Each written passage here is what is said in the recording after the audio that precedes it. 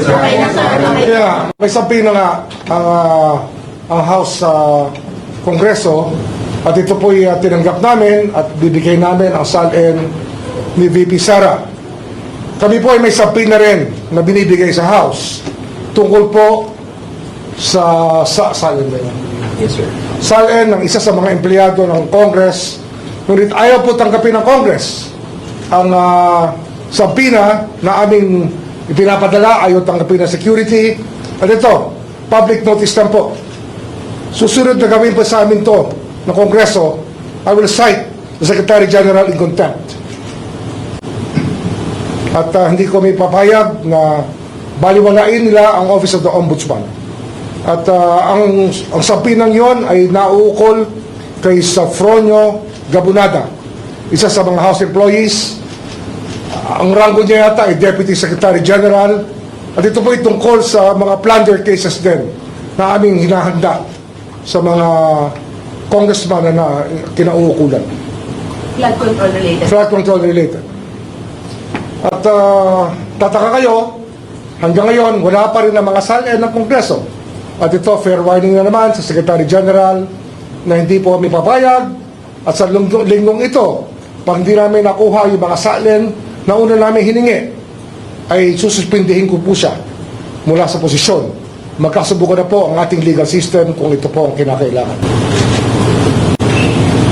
May rason po ba yung House kung ba't sila tumanggit at meron mga official na tumanggit? Wala sa akin, wala hong dahilan dyan. Kung gusto may paraan, kung ayaw may dahilan. Ngunit hindi kami pumapayag sa kahit ano pang dahilan. Sapagkat sa sabina ng umban ay sabina po ng batas. Sir, sorry. Etong sabina po for Sofronio ay para ibigay po ni Mr. Sofronio Gabunada sa inyo yung mga SALN ng isang congressman lang po or multiple individuals? SALN niya mismo. Ani Sofronio? Siya po ay aming inimbestigahan din dito sa Office of the Ombudsman.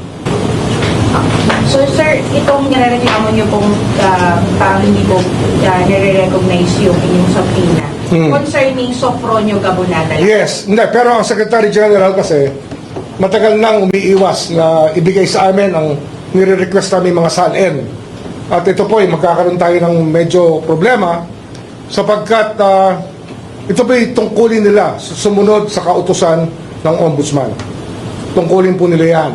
Kaya ngayon, ang sasabihin ko na sa publiko, lahat po ng congressman, hinihingi po namin ang SALN ng 10 taon at kung gaano katagal man sila sa Kongreso. At lahat po ng Secretary General at nakaraan mula sa 10 taon na hanggang sa mga Deputy Secretary Generals, hinihingi rin po namin ang kanilang mga SALN.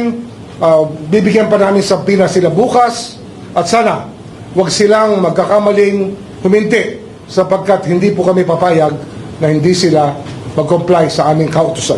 Ombudsman, meron na po ba kayong initial communication kay Speaker D about this po? Meron na ho. At nag-usap pa kami ng Secretary General ng 1 linggo, 2 linggo na nakararaan.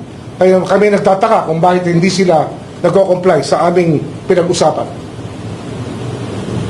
Dahil po sa nangyari, Ombudsman, haharap ba kayo sa impeachment proceedings? Hindi, magko-comply kami. Basta katungkulin namin, magko-comply kami. Ang hiningi namin sa kanila, yung kanilang tungkulin sa taong bayan, na bigyan sa amin ng impormasyon, ay kanilang ibigay. Sir, yung subpoena po kasi is asking you to come in person on April 14 to submit the SALN to the Vice President. So does this... Yung custodian ng SALN na magdadala.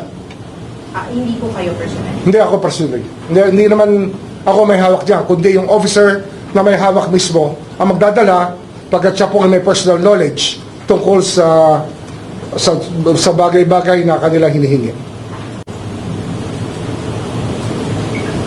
Ombudsman, may naisip ba kayong reason kung bakit ayaw i-provide ng ibang lawmakers yung SALN nila? Hindi ko naintindihan kasi ang batas ay batas. Dapat sumunod sila.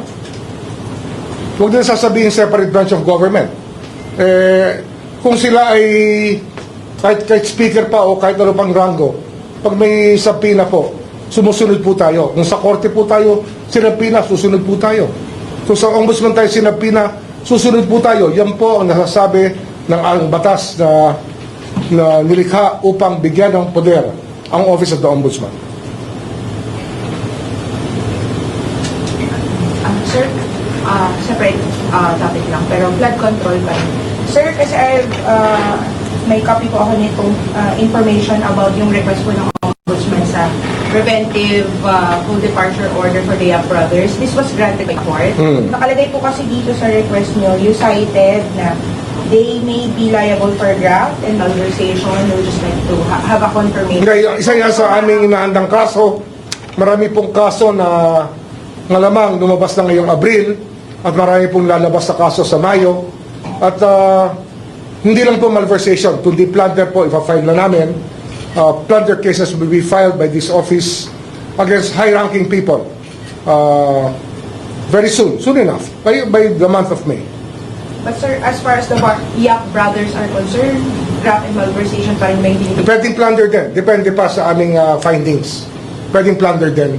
Because we want the Supreme Court to revisit the doctrine of plunder.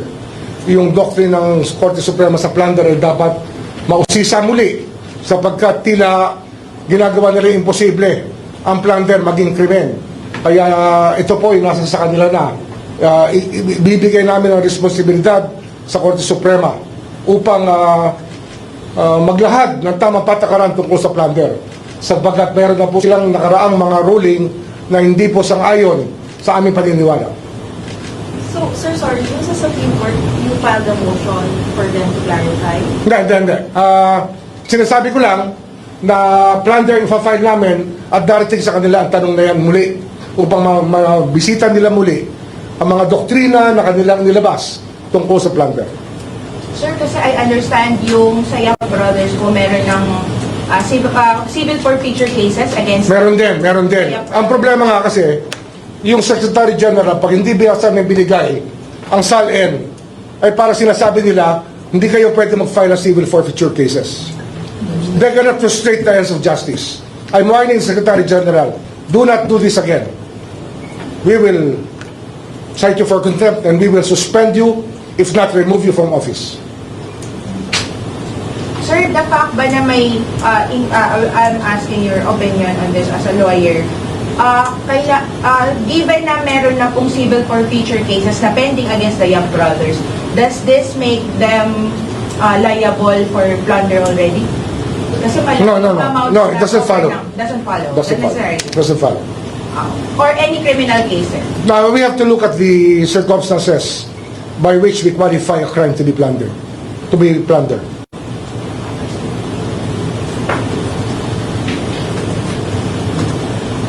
That's all on my end.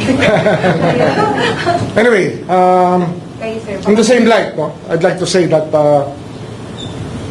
we have been seriously preparing a case of plunder against former Speaker Martin Romualdez and former Senate President Chisa Escudero. Plunder rin ang aming hinahandang kaso para sa kanila. Sir, Related sa- on record, sir. And as a conspiracy, with the element of conspiracy involved in the preparation of the complaint. How soon po ito? Well, within the month of May, we're just tying up many things that have to be there for us to make a case out of it. Pero the Senate President, the former Senate President, and the former Speaker will be subjected to a case of plunder very soon. Flood control case, flood control related po ito, sir. Ito. Flood control related in so many ways, yes. Ombudsman, sila na po yung sinasabi nyo kanina ng matataas na opisyal. Nakaswat. Sila yan. Pero marami pang iba kasi nga marami pang ibang miyembro ng dalawang bahay na maaaring tamaan din ng mga kaso ng plunder sa aming hinahanda ngayon. Sir, curious lang, since ito ay involving former Senate President and Speaker, may kinalaman din ba sa violation of, drafting a budget? Exactly. Not necessary. It's actually the way that the budget was passed upon by the two houses and how many things have been implemented because of that. Okay, budget process, sir. Budgetary process. conspiracy. Conspiracy. Sir, pwede nyo ma-explain paano po nag-evolve dun sa part ng conspiracy? Now you'll get it later on when we explain the facts. Makukuha nyo yan. Madaling maintindihan. Na, actually, narinig nyo na yung istorya. Narinig nyo na yung istorya mula sa mga testigo dati sa Senate. And if you think about it, there was a conspiracy to commit plunder. I think you can put everything together. Kayo mismo, you can put it together. It doesn't take a genius to do it. Kung budgetary process po ito, so ibig sabihin marami pa rin madadamay. Maraming madadamay. Maraming madadamay. Anong years po yung tinigyan natin sa budget?